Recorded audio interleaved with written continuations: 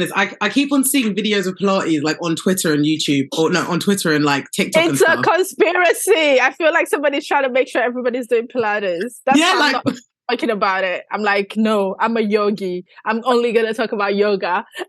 I love that.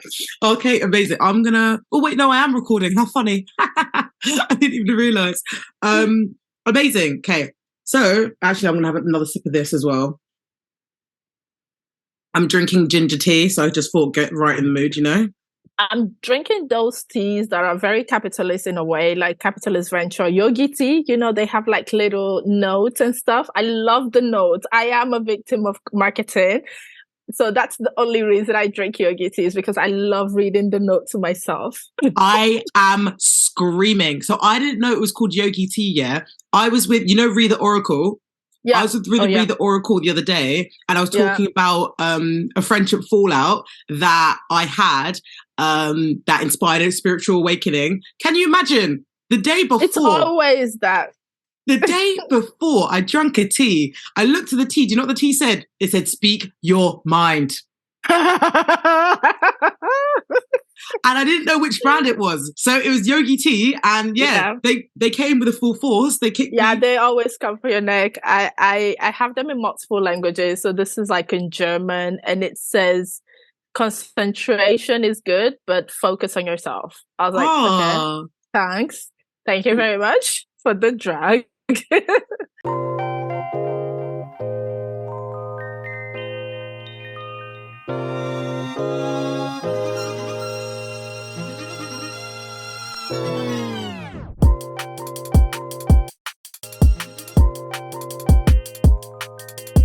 So, hello everyone. Welcome to another episode of DM Talks, a podcast that aims to promote well-being and assist healing, whether that be physically, mentally, or spiritually. Ultimately, we just want to be seen in our entirety, and this podcast hopes to show listeners how multifaceted they are. We're all the centre of our own universe, so why don't we do more to better our own existence? Bidabadoo, bidabadoo, bidabadoo. Fireworks. Hello, everyone. Welcome back to another episode of DM Talks. This is a really, really special episode as we are closing our DMsToolKit sub-series. And this was created to where Sarah DM, talks to all my favourites on how I want to work with the elements. And in this installment, I'll be talking about the element of earth. I'll be joined by the beautiful multidisciplinary artist and founder of Distinguished Diva, Adéọlá Naomi. Woo! Hello. Nice to be here. Hi, how are you? I'm doing so well. Like, honestly, like, I feel... So we know Saturn is in Aquarius, and it's now slightly moving. So Saturn... I cannot wait. We need to be done. I'm Aquarius rising. I have literally been fighting for my life for the past 3 years. Like, the fact that I've done anything over the past 3 years is incredible, honestly. So I have to say, I've been fighting for my life for the past 9 years because my Saturn is in Sagittarius and I am a Capricorn in the second house. So when I had my Saturn return, and then Saturn moved to my Sun, and then Saturn moved to Aquarius, where I have my Mercury and my Venus and my third house. So I don't know how I've been surviving the last 9 years. So I am ready, excited, looking forward. Oh my God. Well, I mean, this conversation was definitely divinely orchestrated then, because if anybody knows who I feel, it's you. Yeah. Literally. Yeah. I am so Saturnian, it annoys me, myself. I'm just like, what is this? Like, Jupiter rules my chart, but Saturn inflicts upon me. It's like Jupiter and Saturn are always like having a loggerhead when it comes to the No, but it is what it is. I think that's also the lessons. It is the lessons. And I think because, like, one thing that I like about you as well is that, you're learning all these lessons, but you're going to do it with enjoyment. You're going to do it with a cute look. You're going to do it with, so much, like, there's just so much. Like, I just see pleasure, like, through your TikToks, and I see pleasure through your Twitter. Like, I think I even have it, like, noted down here, like, literally shut down the internet with cute looks and slicing words. That's literally what I said. That's one of my notes. And I love that. It's necessary. I feel like in a way to stay grounded and also to honor Saturn is to enjoy the pain. Yeah. But not in a masochist way, to know that life lessons are learned as much as life lessons are also pleasurable and joyful. Yes. And like the system or the word or even your chart can look a bit like difficult, but it's really not difficult. I feel like I love Saturn for that. Saturn is about, I'm learning, for me personally, is like, yes, things were going to be hard, but when I get that thing done, I'm going to live my best life. So yes, no, I honestly love that. And even like, it's literally been 3 minutes into the conversation and I'm already excited because I feel like I'm just going to learn so much. Like I've tried, you know, the astrology podcast? Yes. Yeah. So I've just been like putting them on whilst I'm cleaning the house or like, you know, just doing something because they're, you know, a good 3 hours long podcast. It's a bit of time, but yeah, it's always 3 hours. Do you know what I mean? And like, but I'm really, really enjoying it because I'm able to sort of learn something from it and then have a conversation with a friend. And it shows me in a different facet. Even if, let's say the friend isn't astrology like know-how like me or you or anywhere, just seeing them live by principle and seeing them always make a way out of when there was no way is so inspiring. And I can put the 2 and 2 together, you know? Yeah. And there was a meme I was laughing at yesterday that says the good thing about Capricorn is that they'll make a way out of no way. I was like, yeah, because you have to make a way out of no way. Like Saturn is not going to give you a way easily. It's not going to be like, you know, I love Aries energy. I love how they just do things. I'm like, oh, wow, that's so fun. It must be nice. Honestly, like no obstacle, just like charting away like a Martian. But Saturn is true. Like, you know, you're going to jump over this volcano. You're going to have this obstacle. Like out of nowhere, a missile is going to appear into your life. But hey, it's going to be fun at the end of it. So, yeah. No, it's actually so true because like I was telling you earlier, like I've got an Aries stellium in my 3rd house and like I literally run off vibes. But then even... So let's say that's like, so I want to say Western or whole chart or some types of astrology. But then when I look at it in different astrologies, it's all in Pisces because I'm literally born on 21st of March, like right on the cusp. So I go from back and forth with these Pisces and this Aries energy. Yeah. And like I appreciate it because it means that my imagination doesn't stop. Like even when I think it stops or even when I'm sad, like it leads me into another thing. And it's like I've reached into this like pool of just like it's just endless. It's just bottomless. It's just this energy source of like constantly yearning and learning from something, which I really, really like with the, I guess, early Pisces and Aries, they've got this like babiness in them. They've got a willingness to like so childish. Not childish, it's childlike. That's what I would say. It's very childlike. I'm trying to be nice because I love Aries energy. I don't have a lot of it, but I love observing it in other people and how there's no overthinking. There's really just do. And it's like a toddler, like just walking and doing nonsense. And I'm just like, I need to think about this for like 500 hours, think about the consequences, and then be like, maybe it's not worth it. And maybe at some point, because I have a Sagittarius stellium, my Sag energy is like, go do it. I say do it. No, I'm just laughing so much because I think toddler is the best way to describe it. Like, I think when people meet me for the first time, they're sort of not phased, but they're kind of shocked with how much of like, I'm like, hiya, I'm literally running around like a headless chicken. And it's not because like there's anything, I guess, wrong with it. It's just because it's so naturally to me. I'm a baby. Like I'm a cheerleader. That's one thing that I've noticed. Like I'm a mascot. And all I do is run off vibes and encourage others to do the things that they like. Yeah. And I love that about Aries energy. Like I have been intentionally, I have a Aries, my friend who is like a very close friend of mine. Have you been traveling with her recently? Yeah, we've been traveling a lot. Yeah, it's so fun because she's an Aries sun and a Leo rising. Like it does not get more fire than that. Like I'm a Leo moon. I'm literally a Leo moon. So I get it. My birth chart is 53% fire. Okay, I don't know people like this.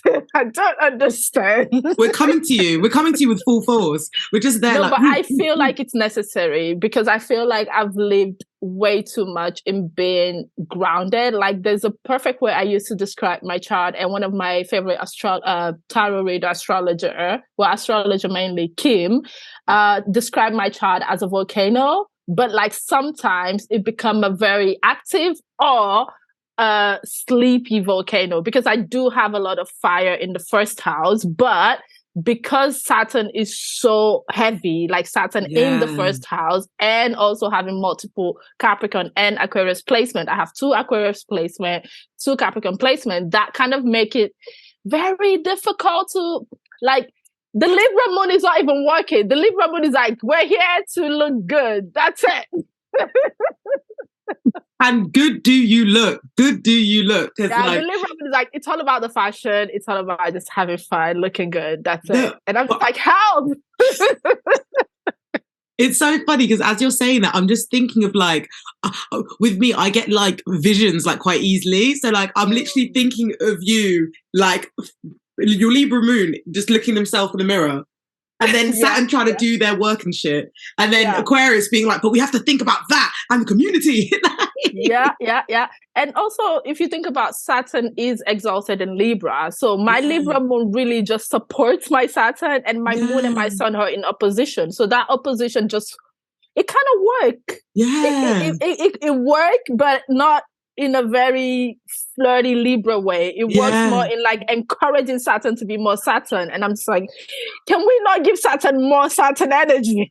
But I kind of love that because I feel like I generally think because of all the education that I've been learning how to do about Saturn, I'm being like even learning about Jupiter recently as well. Like I feel like I've just learned so much over the past 2 weeks that this conversation is literally come at the right exact time. Like it's absolutely amazing. And wait, I'm excited. I think I'm going to have to jump in.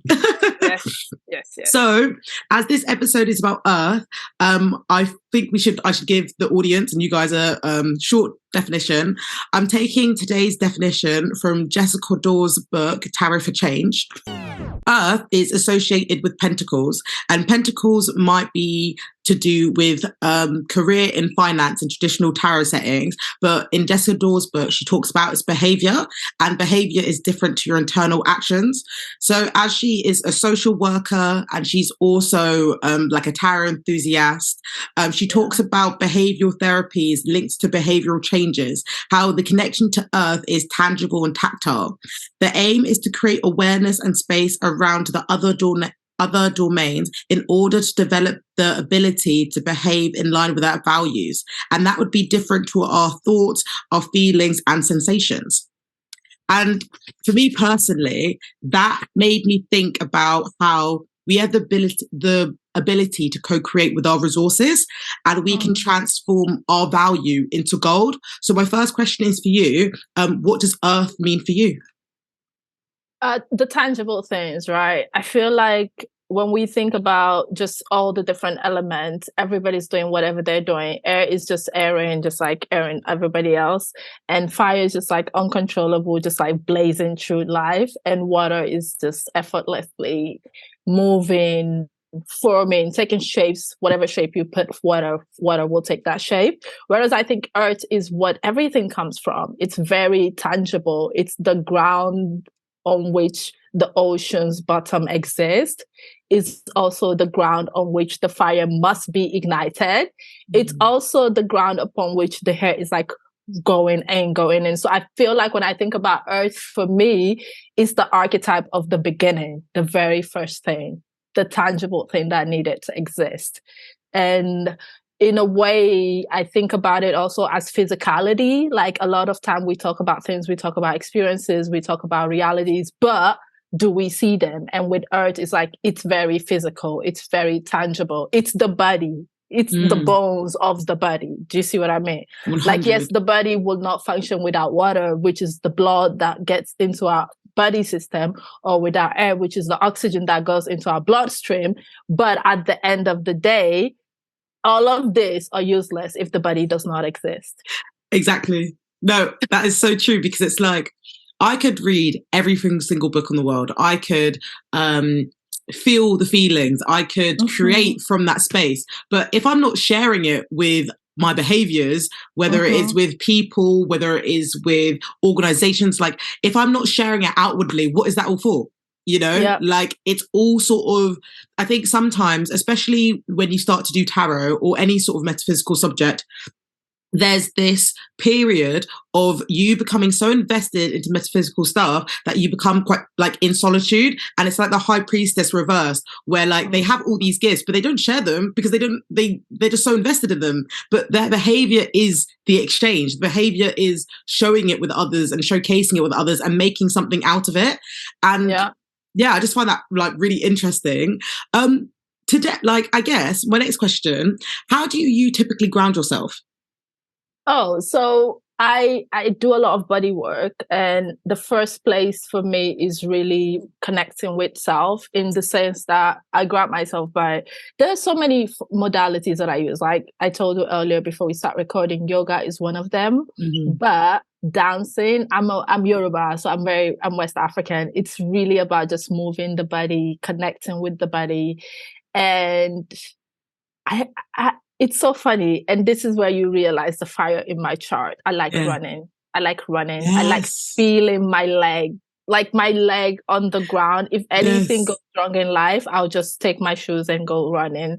And there's also like, depending on where I am, when I used to live in the UK and I live like very suburban, full of nature and all of that, I would go running. And then when I get to this nice park, which is so funny, the park is also a cemetery. And I would just remove my shoes and stay on the ground and start talking to the dead. And I found that so healing and so grounding. Yeah. And I have friends in the nature, like, this sounds so hooey-hoo, but I love talking to trees. Like, do it. Talk to trees. I love hugging trees. I love just connecting with the element of, I love when things are really like, I can touch them. So I start also at some point in Ghana, I learned how to make pots, clay pots. So I also found that very grounding, like just touching and making things. And now I'm making candles. Like, I just love making things with my hands, and it grounds me to just like always be touching and doing things. And I feel like sometimes I used to establish that as, because I'm also Greek, I love when I'm anxious, I love hugging people. Like I will hug people, just like to feel the present moment. And yeah, those are some of the things I do. And breath work, of course, like just deeply inhaling and exhaling and realizing that I'm here. Like, it's because I can be very taken over by like thinking also, like just thinking of things. So I always remind myself to come back here to the body. So yeah. No, amazing. No, I literally like, thank you. Because I think like you showcase so many different things. Like, I think one thing that really stuck out to me, like, I see you're a gym babe, and I love that, because I always see you outside in the gym, and I'll see it and I'm like, I want to get myself to the gym.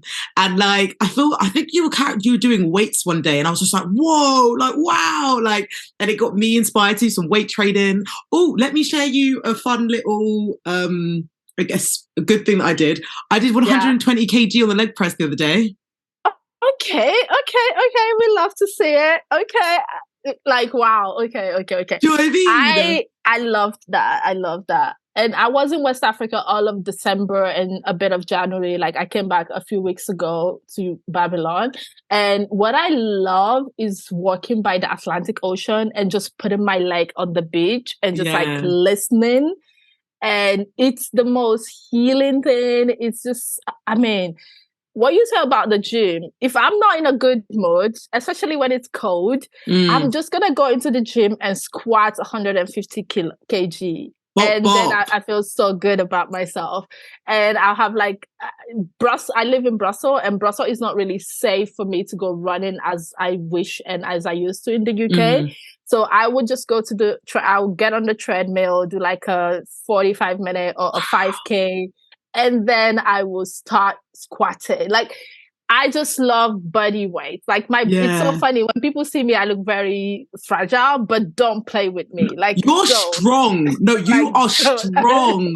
Like I'll be watching your videos, counting up the like weights, and I'm like, damn, that's what you bench. Like honestly, it's impressive. I want to be like you. Because like I want to be like me, I guess. Yes, I love that energy. Because like with one thing that I love about weight training is the fact that like you're extending your capacity each time, and I think it changes your relationship with your body and relationship with your behavior, because it's like, oh, I'm not really as phased on what my body looks like, but more of you're amazed at what your body can do. And I love that how the gym can give that to so many people, especially Black women, especially femmes and non-binary people, because it gives you this power. It sort of reignites your internal flame as well, which I really like. Another thing that I want to mention as well, you talked about green spaces, and like, I love a green space. I literally live in the middle of so many, but I live like, I grew up in Babylon within Babylon. So I grew up in, I grew up in Windsor. Oh, wow. I know, right? It is literally. I was like, how do I edge this in nicely? Like even literally Babylon. It's headquarters of Babylon. And because of it, I mean, I minded my business, let's just say that. But I had also the freedom of having acres and acres of land to myself. Like it's honestly insane. Like ever since I was a child, like I've been able to like go to different parts of a forest and again it linked to another forest and then linked to another forest. And there's something so freeing about just having all that space for yourself. And it's something that I really take as a privilege as well, because like I lived in Manchester for 5 years, and in Manchester it's like a concrete city. So it is. It's like concrete jungle. It's like Brussels. It's similar. My sister studied in Manchester, so yeah. So like it's like I lived there for 5 years, and then I moved back I moved back for a little bit, and just being able to have a 5-minute walk to like endless fields of greenery is honestly one of the biggest blessings I have. And it's just able to like sort of not rechange, it's like recalibrate yourself. That's one thing that I think nature does. Like you can go for a walk and it completely like freshens you up and like cleanses you from the inside out. Even better when you can walk with no shoes on, because like you literally feel like the earth is feeding you from the ground, which I absolutely love. Yeah, and I think for me, it's like I see it from a very electromagnetic, energetic phase of like the earth has its energy, you have yours, but essentially we are all interconnected and we all have the same energy. So when I used to live in Munich, so I grew up also in a mountain area. I grew up in Greece, in Ioannina, so in the northern part of Greece, and we have like hills and mountains and ski resorts, and the main activities is like go skiing, go hiking. So that's like the activities, like running nature and stuff like that. So when I moved to Germany, at some point I lived in Munich, all I did, there was like acres and acres of land and mountains. So I would just go every weekend. I would go hiking. I would be in nature and just like barefoot, be by the ocean, not ocean, but like, you know, Germany has a lot of like man-made lakes. Be by the lakes, do yoga. And it's the most healing way, because I can literally visualize my energy level rejuvenating and re-energizing as I allow myself to be still on the ground. That's so beautiful. That is literally so beautiful. Like, I think, do you know what? Actually, I've got 2 questions, but I'm going to lead on to another question because you reminded me of something. I see that you travel often. Like you are literally outside. I love it. It satisfies all your Sagittarius placements. How do you think different environments teach you new things? So I will use an example of when I lived in London. I travel a lot, but I've also lived in different places. So I grew up in West Africa between Nigeria. Well, I was born in Nigeria, but grew up between Nigeria and Niger Republic, and then back to Europe, Ioannina, and then London for studies, and then Munich to leave, and now I currently live in Brussels. And at some point I also lived in Birmingham. And for me, every city has energy. And I know if you do like cards of astrology, you can already see where your chart is, right? Mm-hmm. And for me, for example, when I lived in London, I love London. Like, I feel so amazing in London. However, I cannot live in London. Like, the energy just feels like my body feels drained. Like something just takes away. Yeah, like I just feel like there's a parasite in the head that just keep taking away from me. And that is personally for me, then make me realize I need to get out. Like literally, like get out. Like my body's like, no. Sorry. I'm just thinking of. I just thought of you running, right? But the people that are chasing you is that, you know, that janitor from the film. I just had both of you guys are running. We're running for our lives. He's not running for his life. He's running for my life, but I have to run for my life. And so energy of each places, even houses, right? Like I used to live in a separate part of Brussels. And I remember when I first moved here, I really felt I'm also super sensitive to energy. So I felt the violence that exists in just like living in Babylon, but also just like, sometimes you get into a space and I just literally feels like every air in my body is like up. And I realized, I was like, okay, I have to make it work for a few months, but I need to leave. Like, I need to leave. And now I think after going through my Saturn return, I'm much older. I'm 35 now. I know what my body wants. Yes. Like, I know where my body feels at home. And I know that whenever I'm back home, like I travel a lot, don't get me wrong. I enjoy traveling because my Sagittariusness needs all of that. Like, I feel most inspired when I'm traveling, when I'm away, when I'm somewhere. But I've also feel like I have built my sanctuary in my home.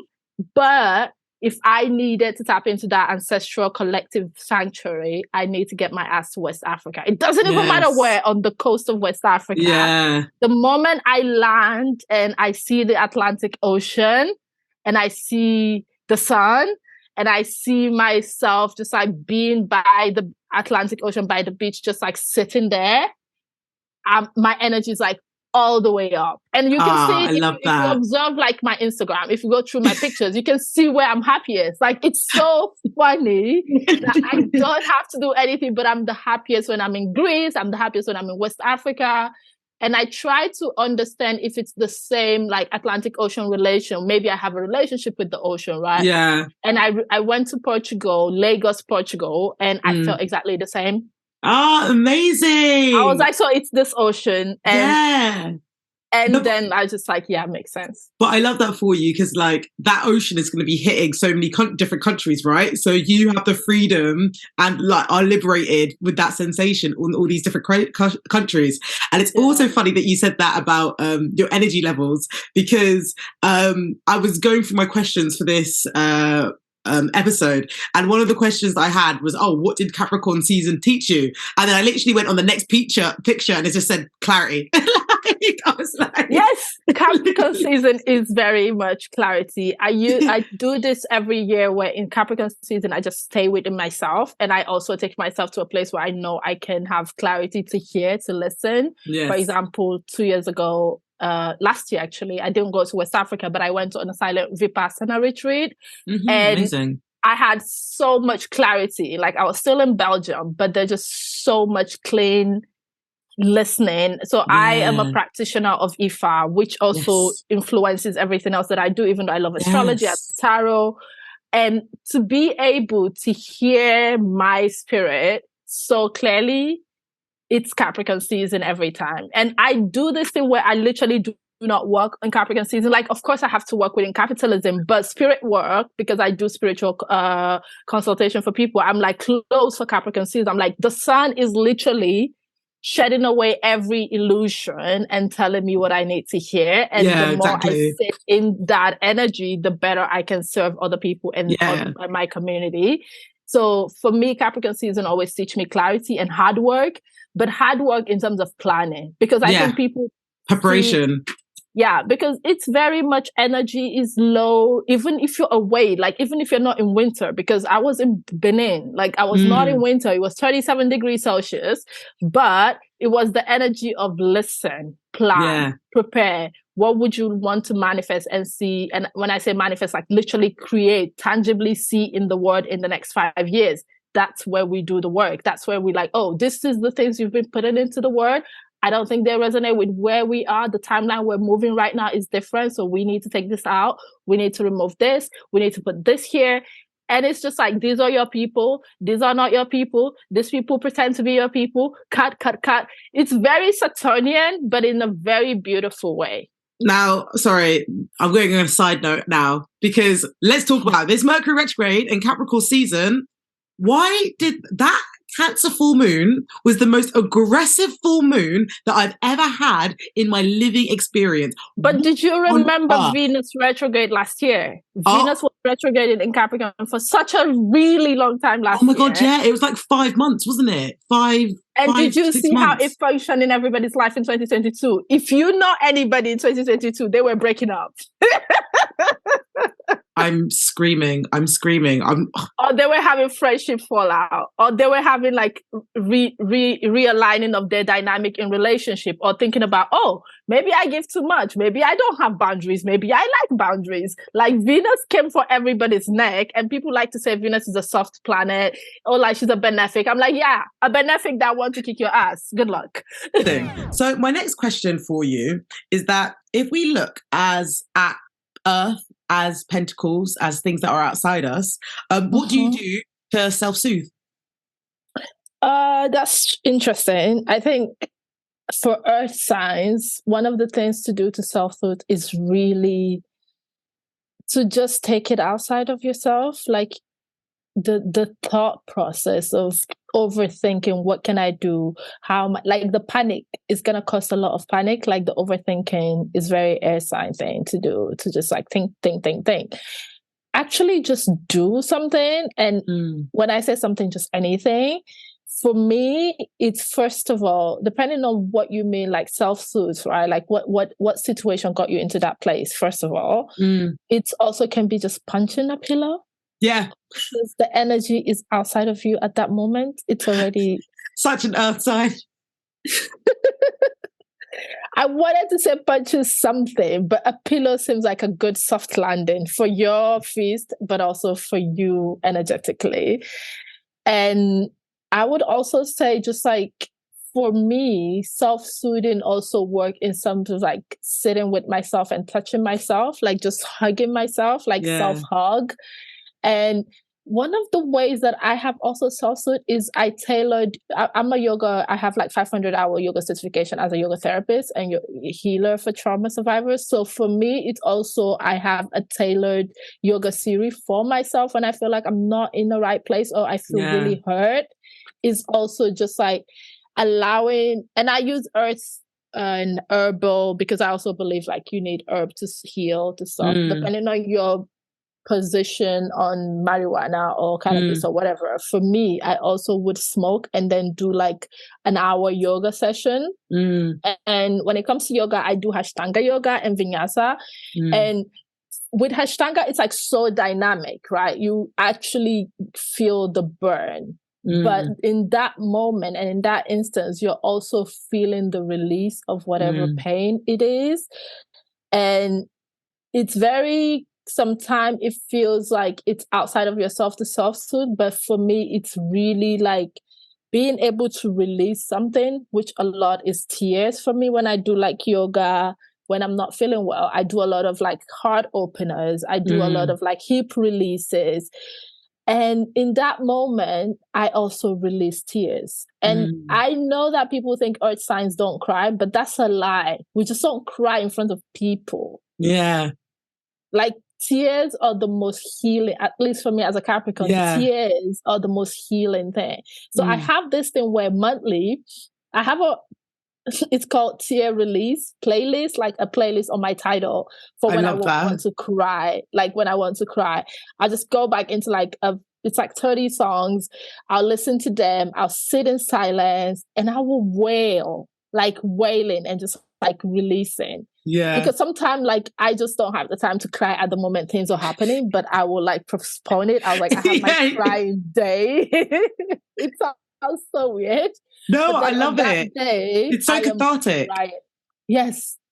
it feels like I'm actually finally releasing it. Yeah. And sometimes I journal because I also love journaling a lot as a way to self-soothe. And like, just like when I put it to paper, it's the same way with like wanting something. If I want something, I just need to like literally see it first or write it down first and describe it to the very end, like to the T. And the same thing with self-soothing. I'm like, I'm going to spend today to be my cry day. I will listen to the music, allow the music to flow through me, move to the music if I can, and then allow my tears to flow and then write down whatever I'm feeling after. No, I love that. That is such a beautiful routine. Like, you know, like I feel like, especially with Pentacles, earth signs, like there's something about having stability, having structure and allowing yourself to be in all the motions, giving your space to do all the motions. That is actually really like restorative. And I think, again, it recalibrates you. Like with like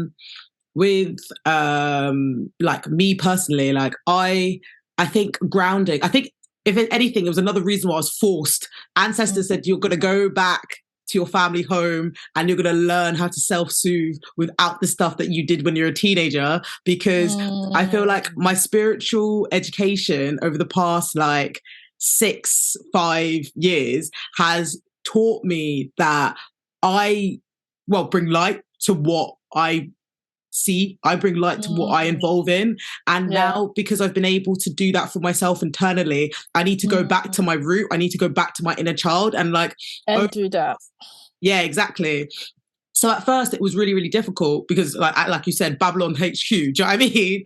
And it made me look at myself and look at the perspectives that I brought up on the way, but also the deprecating behaviors that I learned. Like, I think, let's say when you were talking about herb as well, like I'm currently not smoking at the moment, but I absolutely love it. Like I'm not gonna deny it. I love it. It makes me feel relaxed. Like, do you know what I mean? ADHD brain and dopamine, like this, you know? So like when I started to learn that it is let's say, like, you know, when you're dependent on something, but you don't use it to like ease you. I think that's the awkward balance that I had. Yeah, and you use it as a numbing. Yeah, exactly. And like Spirit was saying, look, like you're gonna learn. That is not gonna work. We want to see who you are when you sit by yourself. We know you can do it when you believe you can do it. And like I'm in an iron, huffing and puffing, you know, like Aries do. And I was able to get some melatonin from my friend from America. And that has been an absolute godsend, because one thing that I struggle the most is sleep. And I'm like, it's not like, oh, cute, like I can't get to sleep until like 1 or 2 in the morning. No, I cannot get to sleep until 6:30, 5:30, like, and over like 2 days, I will go insane if I cannot sleep, right? Yeah, it's a lot. It's horrible. It's absolutely horrible. And like, I get a lot of messages through my dream space as well. So when I don't have enough sleep and then I get messages from my dream space, it is literally like a motion action, like picture, and there's violence and there's just so much madness. And I'm like, guys, you were trying to get me, you want me to interpret this shit. Yeah, you want me to interpret this shit. But I'm telling you, I'm going to bed numb. I'm tired. And that's the thing, right? Like, I as someone who I always like get messages from dreams and visions, right? Like for me, sleep is important. And when I said about herbs, like I'm not a routine smoker. Yeah. So I plan my like cannabis intake to like the moon. So I use the luminaries a lot to my benefit. So I would smoke on a full moon and then do yoga on that day and release. So, which is also why I plan my tear days, like crying on a full moon. And when it's a new moon, I just want to sleep. And when I smoke, I have observed, like, because I've been like smoking here and there for years now. When I smoke, I've observed that my sleep is so like deep that I don't get to have visions. Exactly. So I don't tend to smoke all the time. So I know, like, on a full moon, my dreams are wild if I don't smoke. So I'm just like, I'm just going to smoke and release and yoga and cry and write and whatever. But like, do not talk to me. If you want to see me, spirit, you can talk to me in all other ways. Like visions are good. I accept those. I accept voices. But like dreams, no. It's also like spiritual boundaries that I've created with myself to be like, actually, spirit, I need a me time. I need to cry.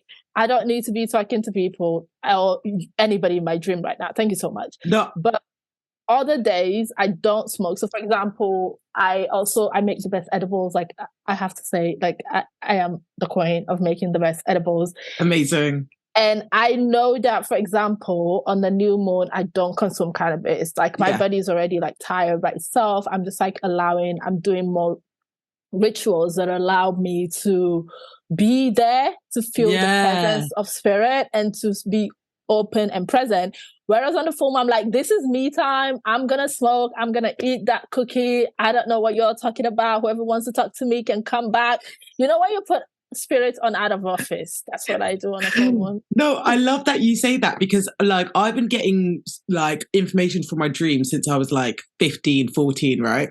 And they have been like, the way that I say it is that, you know how everyone has that auntie that sees stuff in the dreams? I'm that auntie, I'm just not of auntie age. That is literally, it's so interesting because growing up for me, it's since I remember myself as a child, I always had dreams. And if I see something in my dream, it would happen literally to the point, to the detail, like everything step to step.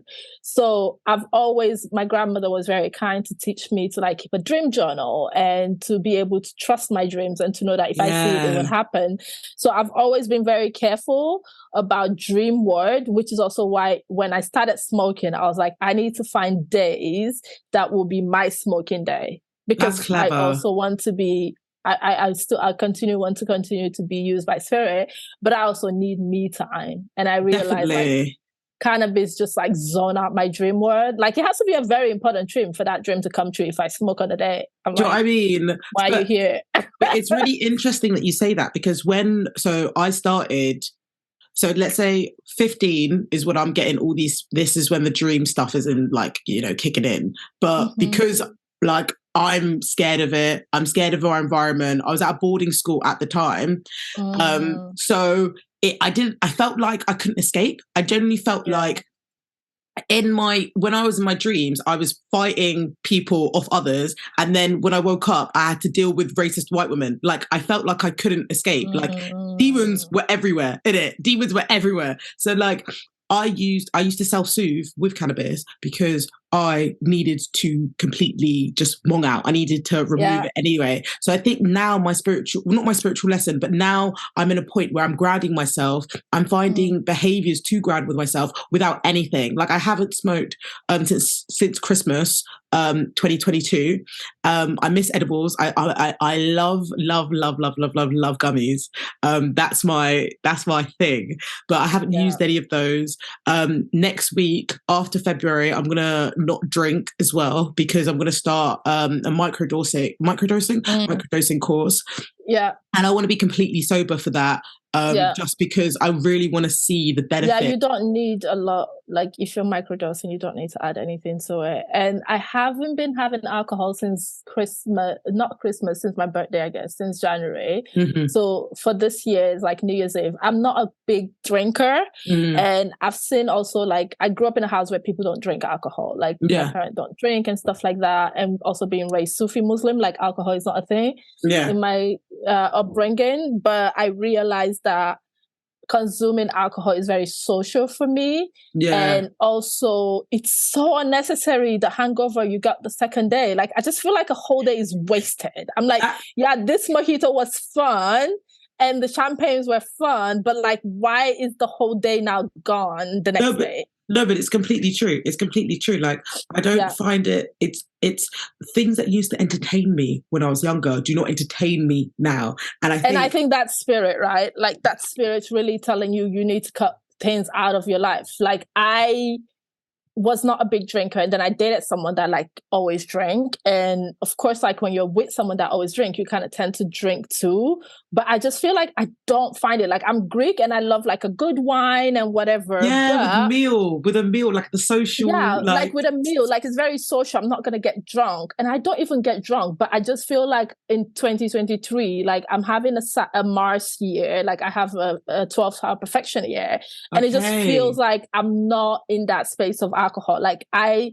chugged out all the alcohols that I have in my house, and I have like a lot of nice collector liquor, like rum, like tequilas and stuff. I'm just like, no, 2023, I just want to like be as clean as possible, focus. Like, I like, do not take weed from me, but it's like once a month. But like alcohol, I don't even need to have alcohol in my house. I don't need to consume it. And I love the fact that that's so healing for me, because it helped me be present every time. And as a earth sign, being present is so important to me. And I know in our current day and time, being present can be very violent, because the word is violent, right? Like, so people escape, but escapism just doesn't work for me. Yeah.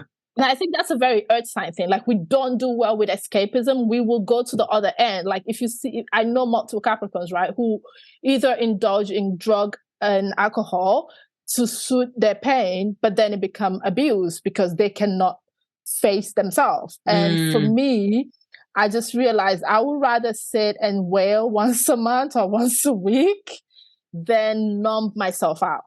Amazing. Well, I mean, not amazing that it's happening, but I'm amazed that you are comfortable to sit with yourself and you allow yourself that, you know, like it takes, I keep on saying over the past like couple of episodes, it takes faith and grace, it takes faith and grace, it takes faith and grace, right? And like to hear someone who is so willing to accept themselves and all of their emotions and to sit with all the murky, irky stuff and all the dirt and all the soil, it's just so refreshing to hear. Saturn will teach you. Whether you want to learn is on you. And I think a lot of people, like pop culture astrology, there's a whole fear of Saturn. But if you think about it, I went to a Nigerian boarding school. Like, I went to boarding school for a whole punt of my life. If you think about it, for you, like, you know, this concept of soft life, pleasure, luxury. I'm like, but what is the politics of that softness? What is the politics of your pleasure? Is your pleasure built on numbing and not facing, like, delusional detachment? Because that exists, right? Like, do you want to be delusional detached from the word? Or is your pleasure rooted in, I know the word is fucked up. I know as a queer person, as a Black person, as a woman, as a non-binary, all these systems are coming for me. And my way to resist is from pleasurable position, and my way to resist is to center my groundedness and to build an alternative reality for myself and my community. Or my way to resist is to ignore all of this, pretend it doesn't happen, pretend I'm from an alien planet. And I'm like, girl, wake up. You're attacking my Pisces placements right now. You're attacking my Pisces placements right now. You're attacking my Pisces placements right now. I was like, even when you said alien, I was like, do you know how many times I sing Alien Superstar a day? Aquarius and Leo Moon. I was like, wow. No, I need to hear it. I need to actually hear it. No, but it's so reasonable. But it's so true. Everything you said was nailed on the head. It's when you said delusional detachment, I was like, yeah. Yeah, because Aquarius energy is like detachment, but it's healthy detachment. How can we detach in order for us to visualize and create a reality that works for all of us? And for me, that's the pleasure that I want us to enjoy, to be like, the system is fucked up, but we need to detach from this pain. Like, we need to stop going anti-systematic things, like anti-racism, anti-this, anti-that. Like, how many anti can we do? Like, can we actually just say, hey, we need to create a new reality and a new society, and this is the ethics that we want for that society. This is what we want that society to look like. How can we work towards that? For me, that's pleasurable. For me, that's joyful. Yes. But like, I just want to zone out and be like in my planet, and I'm like an Aryan, and I'm like an alien, and I'm like a starseed. I'm like, come on, wake up. No, I actually love you. Like, I actually love you because you are literally a slicer of words. Like, you are, everything you said was straight facts, you know. It gave my Aquarius rising like tingles. Like, it literally is like, let's build together now. Together. Like, it's necessary to know that as individuals, we're not going to make it out of the systems. Like as individual, Babylon is going to suck the life out of us. But what happened as a collective? How can we have ethical community? How can we have ethical joy, ethical resistance? How can we continue to help each other through capitalist structures that are very difficult to face? Like, the reasons unions exist is for that thing. It's for us to fight capitalism, even if you bring it like to our daily life and our jobs and how we get money and how we sustain ourselves, right? But not everybody wants to work, and that's fine. But how can we make sure everybody gets food on their table? Yes, it's honestly, somebody has to work. It might not be Aries, but like somebody has to do that job. Me just looking around, like, who's this? It's funny that you say that because, like, well, it's interesting because I was reading your an essay that you wrote recently. I think it was actually last year. It's called "Grief: Politics of Grief, Loss and Healing." And at the end of your article, you said we must pull from the pool of ancestral feminist ancestors, elders, and learn how we can best held space for healing as we inherently moving on to a new direction that will hold infrastructures. Which will hold infrastructures, must be sustainable, radical, and transformational. I just think that, like, quote is so fitting to everything that you just said and this spiritual expansion that we're moving into, like 2023. It did feel, even though obviously Saturn in Aquarius place transit happen, it does feel like 2023 is closing up, like dotting the I's, crossing the T's of the past 3 years that we've had. So I guess, what are you most looking forward to as we advocate for ourselves and advocate for grounding?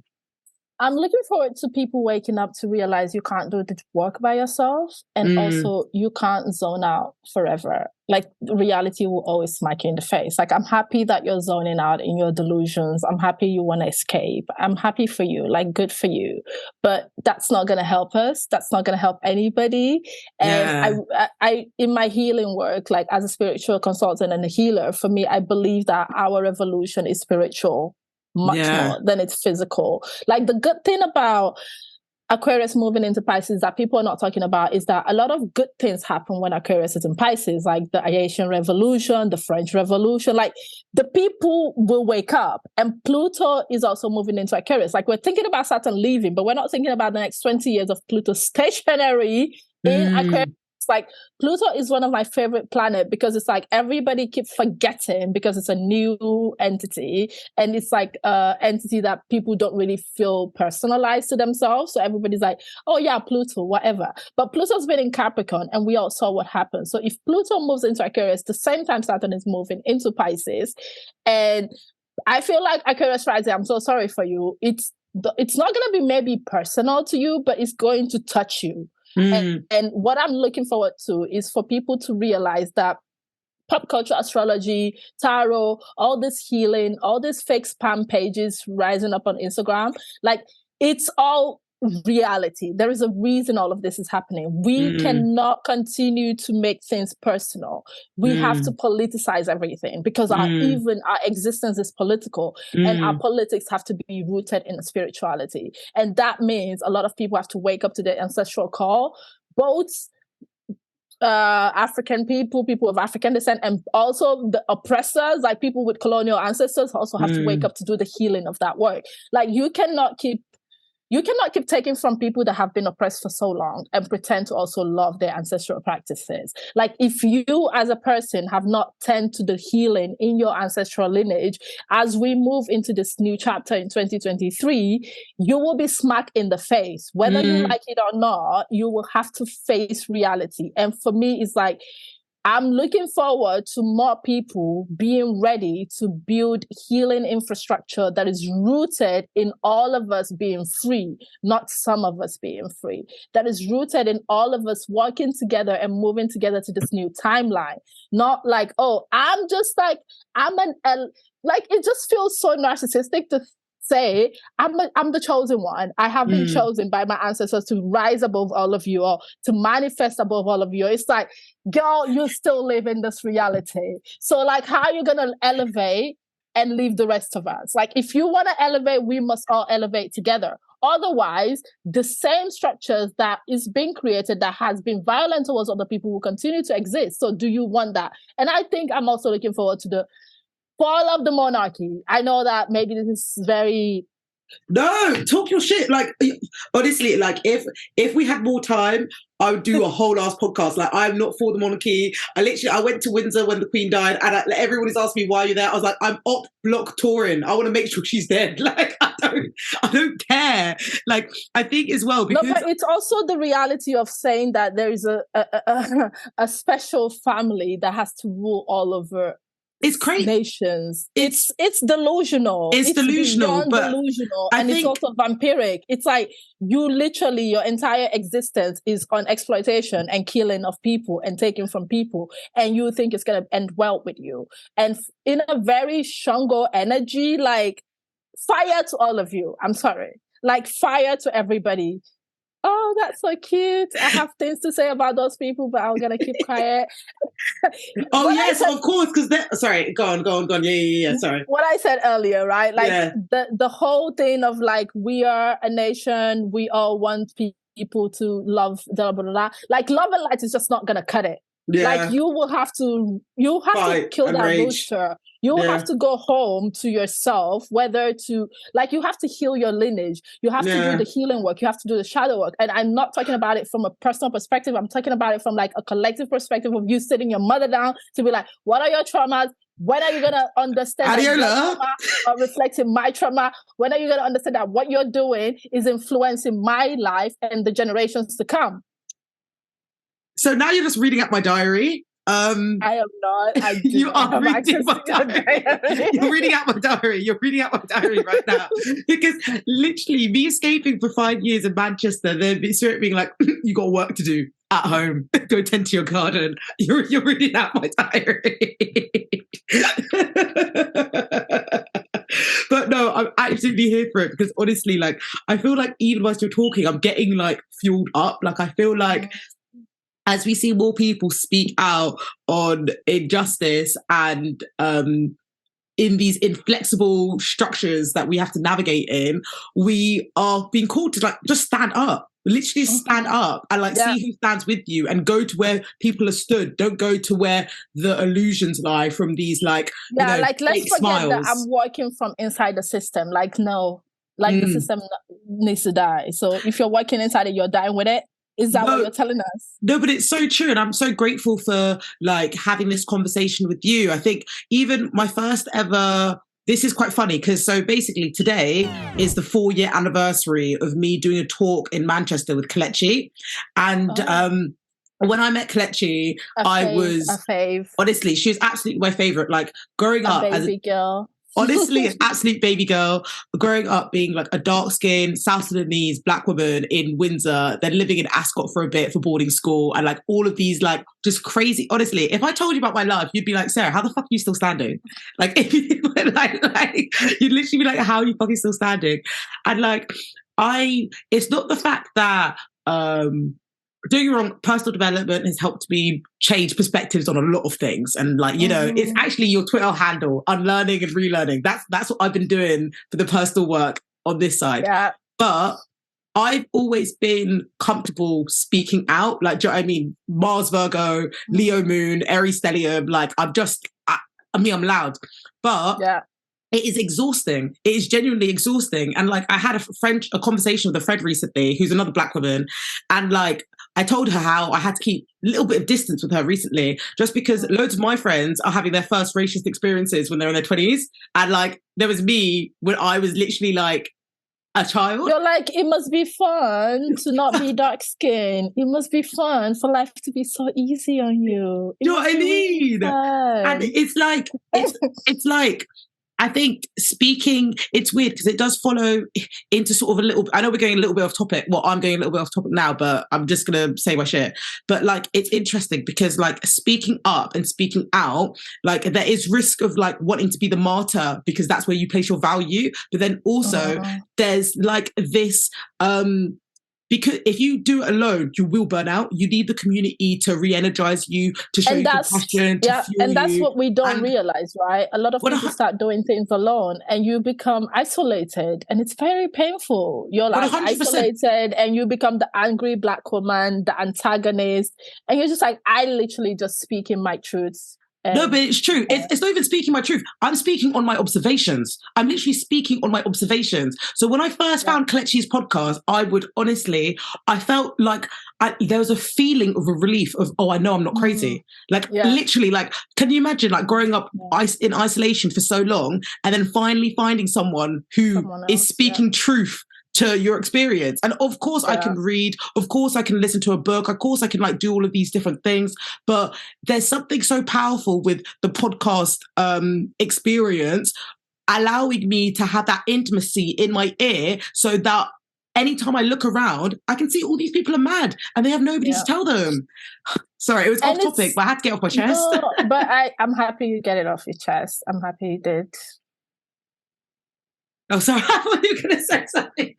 Yeah, I was going to say something, but then I realized that what I want to say is very unpopular. I feel like I'm very tired of people who are having their awakening now and making it something that it's actually their entire personality. And I think I always say, I say this mostly on Twitter about how I pray that we stop making our activism our personality, because it's not really you. It's a structure outside of you that is very rigid and very detrimental to your well-being. So when you become it, you're putting your body on the line. Your body is literally the place for your ancestors to thrive, to nourish you, to heal, and to bring new things into the world. So why would you put your body on the line for people who do not want your best interest or have your best interest at heart? They do not want you to thrive. And for me, I believe that my core activism as Adeola is literally living my best life and letting other people know, other dark-skinned Black women, West African, Yoruba women, young girls everywhere, be like, you can live this life. It's not delusion. It's just that I know things are mad, but I'm good. I'm a chosen one. My ancestors' baby, they are with me daily. The protection, the sword and the machetes are always ready to smack down whoever trespass my spiritual boundaries. I love that. And you know what's so funny? I love how I literally called you. I said we're going to be an hour. The conversation is flowing. You're dropping gems. This podcast is definitely going to be longer than an hour. Because oh my God, we do not want to become the astrology podcast, 3-hour conversation. I'm gonna have to release this episode in segments. Now I'm joking. It's just we're too good. And I think because it's you've got so much wisdom, right? And I'm coming in with a new way of thinking of things because of X experiences of said wisdom. So I think our conversation right now, it's it's just so fruitful for other individuals and the collective, because they can see how, regardless if you're 35 or 25, things haven't changed. So what are you going to do to be the change, right? Yeah. And what are you going to do to listen to your ancestors so that you can actually be the change? Because I think we all think we need to reinvent the wheel, but we don't. People have existed before us who've had these experiences, and they're ready to share their wisdom and their knowledge, both our elders and our ancestors. The elders that we have that are alive, probably some of them are shit. Some of them be showing up in documentaries that they shouldn't be. And some of them have all the resources and the guidelines. And some of them have tried things that we want to try, and they know what fails and what is not failing. So we can adapt and update. It's the same way your phones work. There are updates to things. However, if we're always going and doing things in isolation, we will never be able to thrive. And for me, it is important to realize that as a community, as a collective, we cannot do things alone anymore. We cannot pretend that we are the first person. What I hate is the first Black person to do anything. I'm that's a lie. It told me you haven't done your research, because if you have, I am sure there's another Black person like you that has done exactly the same thing. Maybe they don't have the same following as you do, but also it's time for us to realize that the clout activism is not going to cut it. No. Your following is not your survival, and it's not your salvation, and it's not going to help you. It's interesting you say that, because if we bring it back to Earth, it shows you how the following is like a currency. It's a social currency that people are interested in, but it's not actually tangible. And that's one thing that I've learned from knowing loads of creatives in the music industry. They could be getting stream to the day is blue, but how is that being reflected in their engagement with their audience? How is that being reflected with the gigs that they're getting booked? How is that reflected in them being mentioned in playlists that they want to be in? You know, like it's a lot more calculated than we think. Yeah. And I think because Saturn in Aquarius and then Pluto in Aquarius is literally removing that veil it's literally pulling the wool from someone's eyes. Yeah, and I think that's one thing we will realize, even if you take it to the spiritual communities, right? Like a lot of spiritual community, like people who are mostly like on Instagram, they keep having fake accounts created for them. It happened to me. Someone made a fake account of me. And like, a lot of people are, like, all of these fake accounts are not accidental. Like Instagram is doing nothing about it. Yes, like I even see it on Twitter. I'm just like, hey, how do we get here? Interesting. Yeah. But the whole fake thing is also the delusion and deception to people, right? Yeah. But for me, what I hope people realize is that people who have 1 million following, like that tarot reader that might have a 1 million following, does not mean they are spiritually rooted in their own belief and in their ancestors. Like they have stanky energy. Like because 100%. Their energy stinks. The energy stinks. No, let's talk about, you know what? It's so funny because I know there's so much gold in this episode that I feel like I'm going to have to like chop and change and like just completely adjust it. But some of your spiritual faves are stanky. Some of your spiritual faves smell. And I don't have fave. My only spiritual fave is my ancestors and all the Orishas and the Irumoles. Those are my fave. And my Egbe and my Ori. Those are my faves.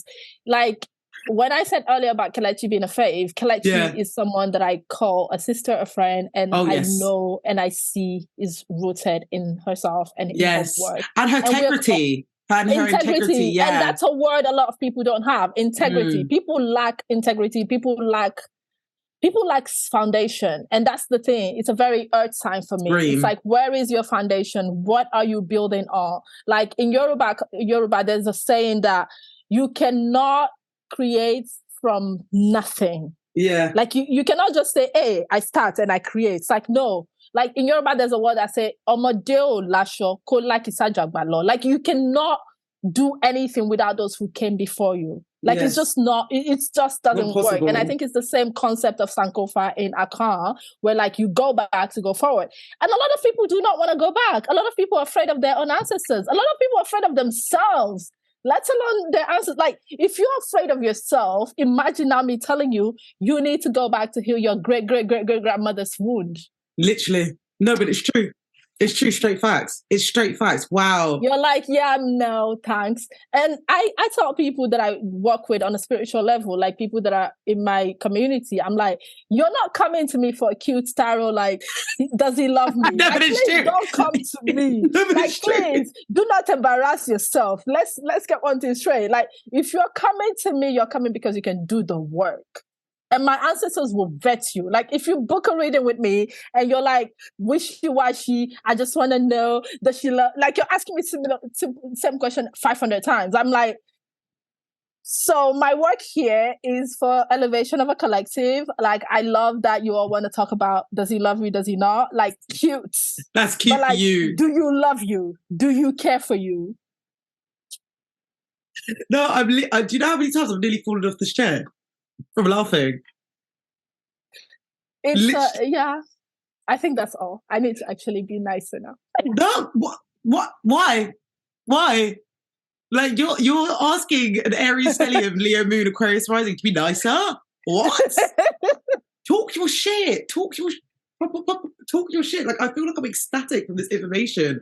Oh my God! Honestly, this conversation has fed my soul, and I know that I was divinely coordinated towards it, because for the past week I've just been saying 444, 444, 444, and now look at the foundation that we're setting it in. Like I moved back to I moved back to my family home to learn how to self-soothe, learn how to ground without the habits that I developed here, right? Yeah. Because I developed them because I was struggling with all the isms, all the mental health and whatnot. But now I'm here grounded, comfortable, content with what I'm creating. So I honestly think this has been such a beautiful conversation.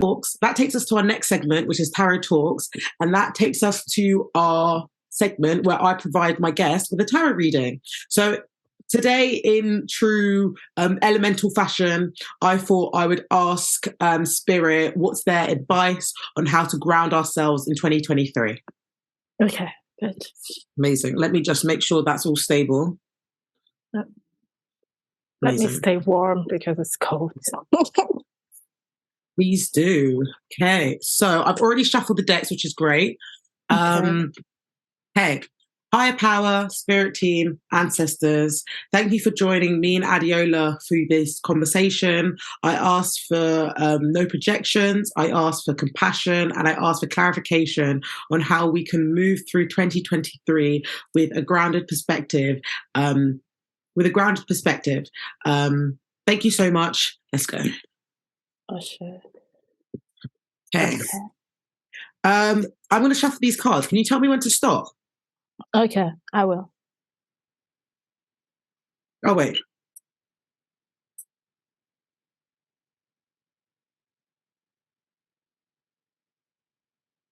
You can stop. You know what's so funny? I said literally right at the start, I've shuffled these cards, but my spirit said, no, you can shuffle them again. Yeah, spirit is like, yeah, you talk. Loads of cards jumped out as well, but I don't know if that's, I'll leave that, but there's quite a few. Okay. So I'm going to leave those there. I'm going to slice this deck in half, take one from the top and one from the bottom. Ooh! Screaming. Spirit, can I have some advice? Or let me ask, this is the card for you. I'm going to ask for Adeola's spirit team to give me advice with this one. Okay. Tell me when to stop when you're ready. Okay. Ooh. Oh, it stopped for us. It stopped for us. And I think this is actually so fucking fitting. I'm screaming. Okay. Spirit, what are the affirmations? This reading. Okay. Okay.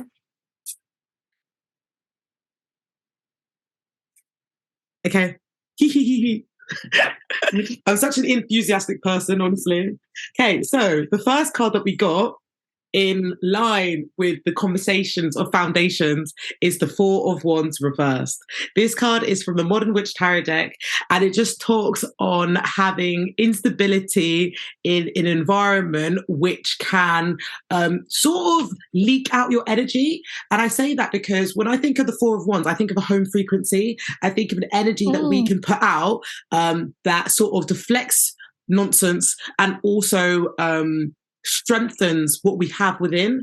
I've been reading actually a lot of Jessica Dawes' book, and I've been thinking about the Eight of Wands in particular, because there's a card interpretation that talks about our energy spheres or social spheres, and it just talks about what is ours and what is not ours, and having that boundary of not being as phased and slightly detached from what we can't control and what we can't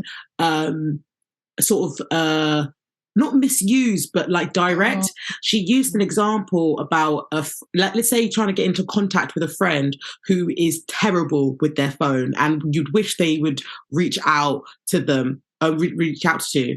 Yeah, you can get upset, and you could purposely try your best to talk to them, reach out to them, etc., etc. But you could also accept that that is them, and that is the sort of expectation, because it's a repeated behavior, and you could sort of adjust to how they are feeling, but not also take it personally. And I think when I see the Four of Wands, especially when it's upside down, a card that is typically associated with celebrations, weddings, like communion. We see two people in the middle there that are just, enjoying themselves. The card now goes into reflection of what narrative am I building to like keep myself in? Like there's a bit of an energy of like, it's like sitting down and expecting something to like waiting for things, but they just pass you by because you don't know when to stand up. And like the Four of Wands is giving me this like interpretation that without like your foundation is built for you to explore from, like don't just find it easier to stand and sit in an area because it's comfortable. Like even the house and the city in the background, that makes me think that you made this home your narrative. And like exploring is going to be like adventurous. It might be scary, but it can only embolden you. Like it can only bring you back to yourself. Like your home is not a prison. Your home is your home, but you are free to also explore outside of that. 100%. And I think that even feeds off to the next two cards, because I'm using the Manga Tarot, and I love this deck because there's loads of like samurai individuals. Or samurai? Is it samurai? What is the word? Are people who are like, are they samurais or are they called samurai something? They are called. I guess they are samurai. I'm not sure, but I think they're samurai. Well, this person is a samurai. However, this is the Ten of Wands, and because this samurai is still practicing or overexerting themselves during practice, maybe that's a better way of explaining it. Yeah, they are sort of being derailed by the spheres that are outside of their control. Like there's so many. They're carrying too much than they can actually. Definitely, like way too much, because I think they are trying to sort of, it's like having your finger in too many pies and then wondering why they all taste the same. It's because you're exhausted and because you're not allowing yourself to follow where you are interested in. And sorry, go on. No, I was thinking about that, and I was thinking about like in my human design chart, like I'm a generator, and generators. Same. Oh, that's so fun. And generators are supposed to do things that excite us. Like if something is not exciting, just don't do it. And I feel like a lot of people do things out of necessity, but then they are not leaving space for the things that are actually exciting and joyful and bring them satisfaction. And I think about that card, when you put it out, that samurai is doing the most, but not doing what is necessary. Like they're doing a lot of nonsense. That is so true. Everyone who sees the visuals right now will understand, like, this samurai is breaking their back to pull this position. They are breaking their back. And what is this for? And do you know what's underneath this card?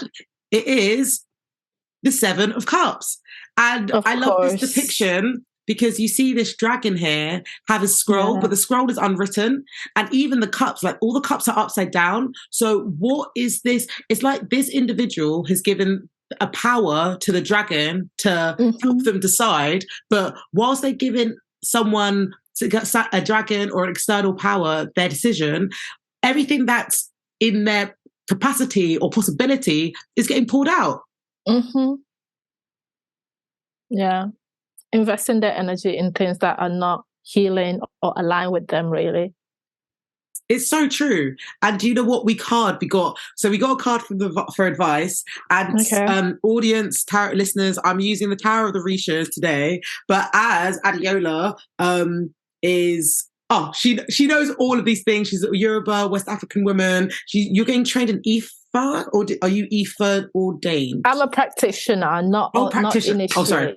Not an initiate. No, it's okay. It's absolutely fine being a practitioner, coming from a long lineage of practitioners and priestesses, but I'm not a priestess myself.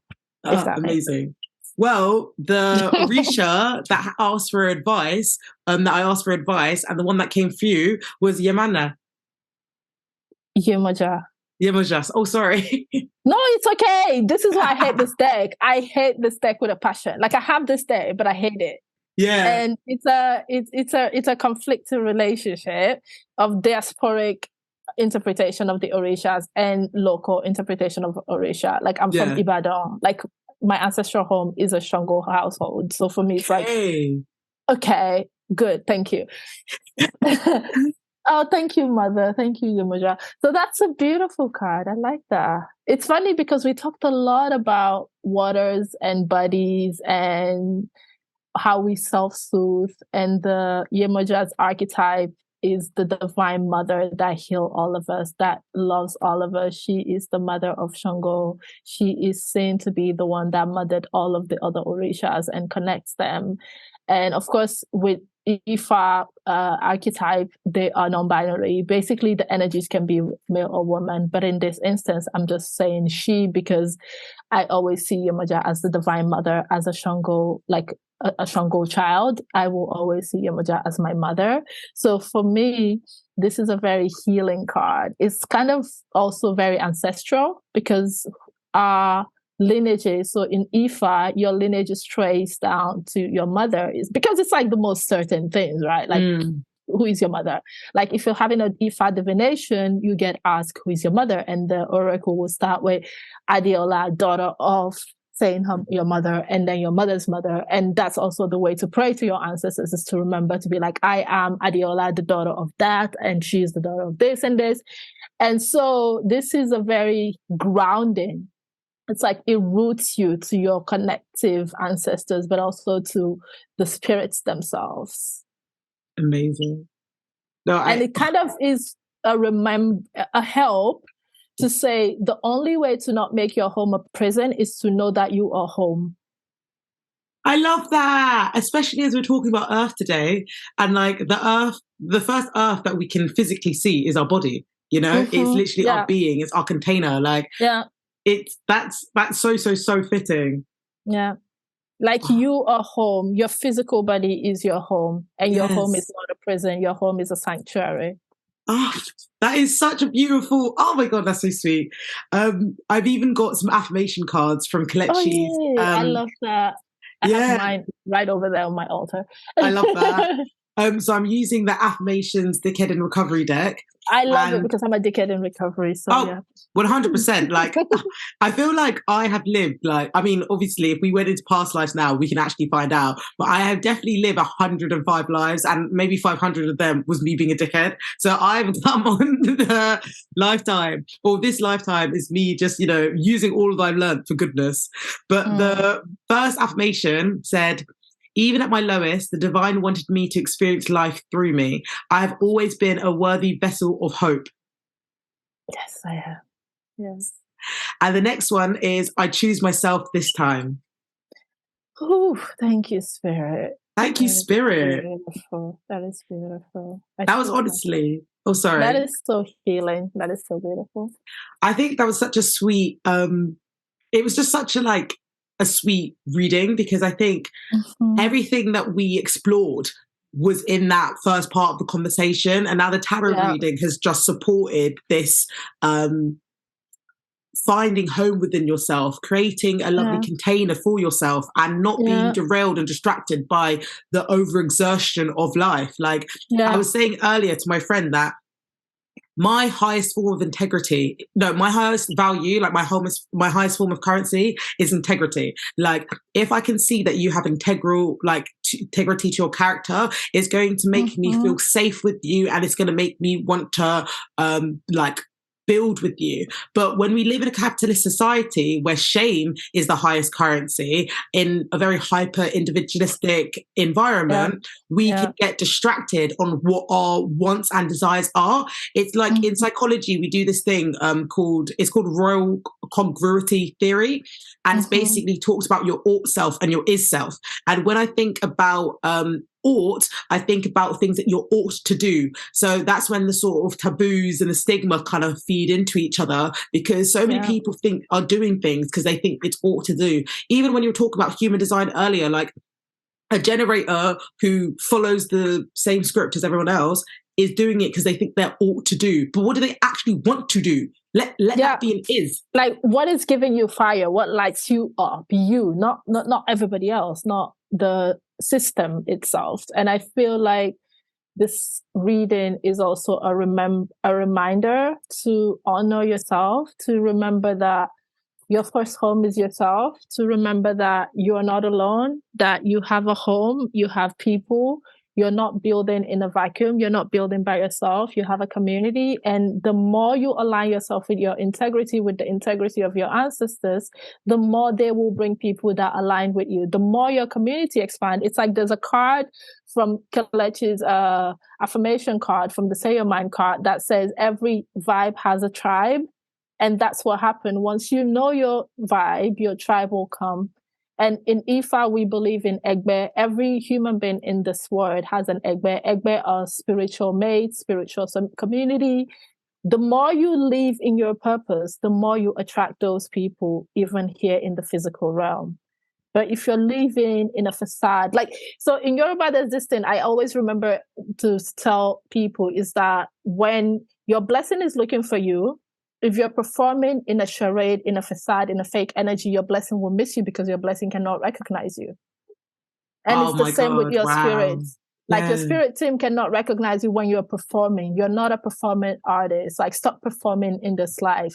Be yourself. Live authentically in your truth and in your integrity. Always be rooted in integrity and in your foundation as self. And watch how spirit opens the way for you. Watch how spirit bring your people to you. Wow, that is beautiful. That is honestly so beautiful. I think that's sorry, go on.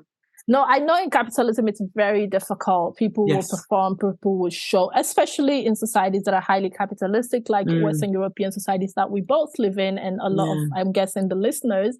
There's a need to perform, to do things, to get things done. But at your core, why are you performing? In your intimate circles, why are you performing? In your spiritual circles, why are you performing? Are you an artist? Are you an actress? Let's live life to live life so that our blessings and our communities will find us. Amen. Wow.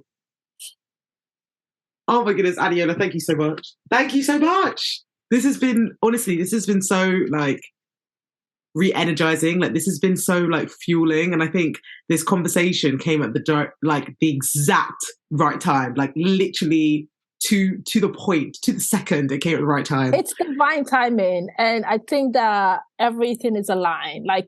We were supposed to record this in 2022, but it wasn't the time. Spirit is no.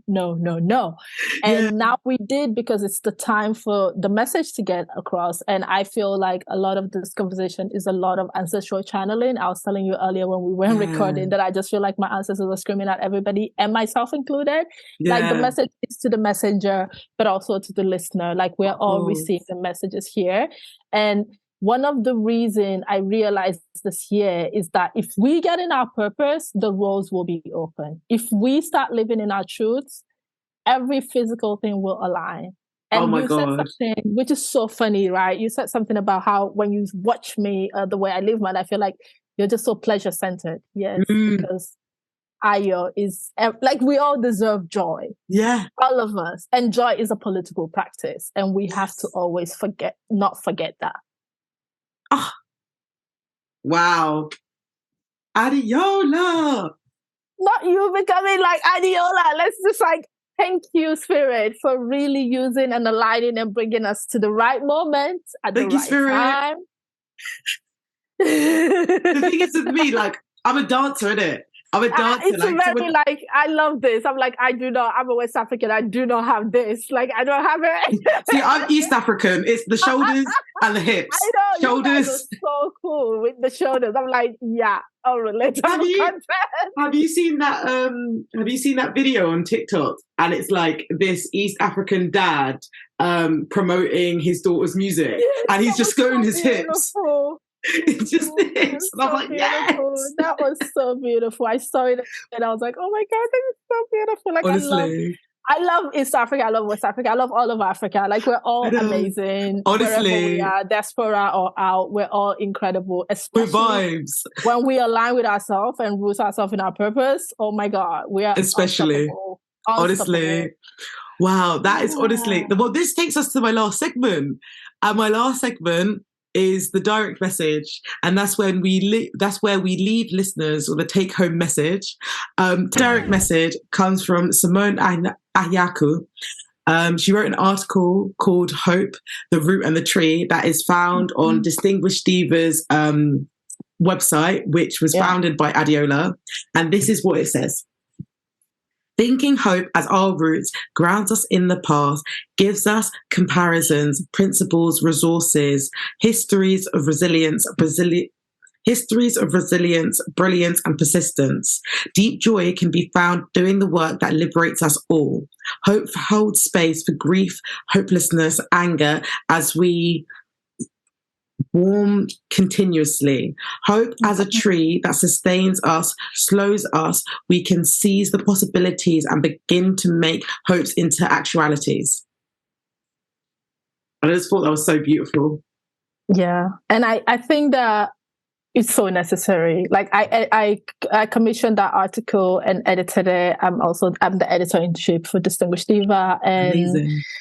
Working with someone on that article was so healing, because I think it was really around the time where there's just a lot going on in the UK around the cost of living and people, and just like homelessness. People, I mean, it's still happening, but we wanted to write something that is rooted in care, that is rooted in hope, and also help us understand that the future might look bleak, but it's not as bleak as it looked, because we're not doing this alone. Like, spirit will never, ever abandon us.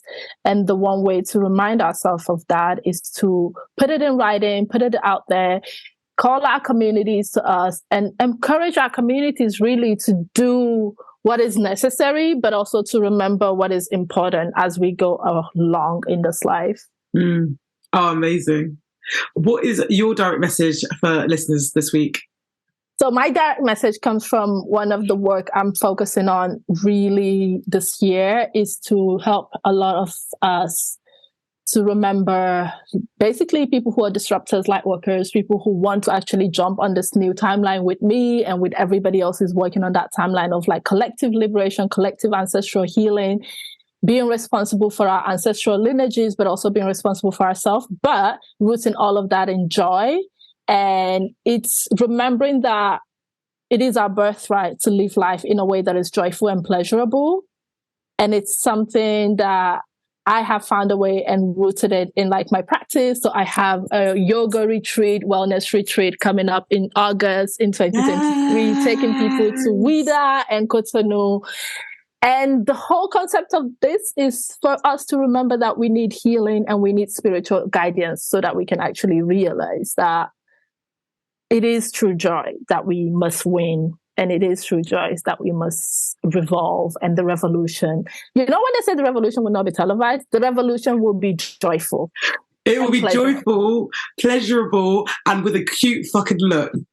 With a look, like I'm going to send you, let me send you the link. Like the look are looking, the locations are locationing, the place are joyful, but we're going to do work that is hard, but in a good space, you know, like you're doing hard work, but you're doing it with joy. You're amazing. Doing hard. And I want people to remember that, like, we don't have to always suffer in life. Like, you and me are not here to suffer. Like, that is a capitalist white supremacist fallacy. We're not here to suffering is not a way to show that you are good. Suffering is not a virtue. No. Pleasure is a virtue. Love is a virtue. Hope is a virtue.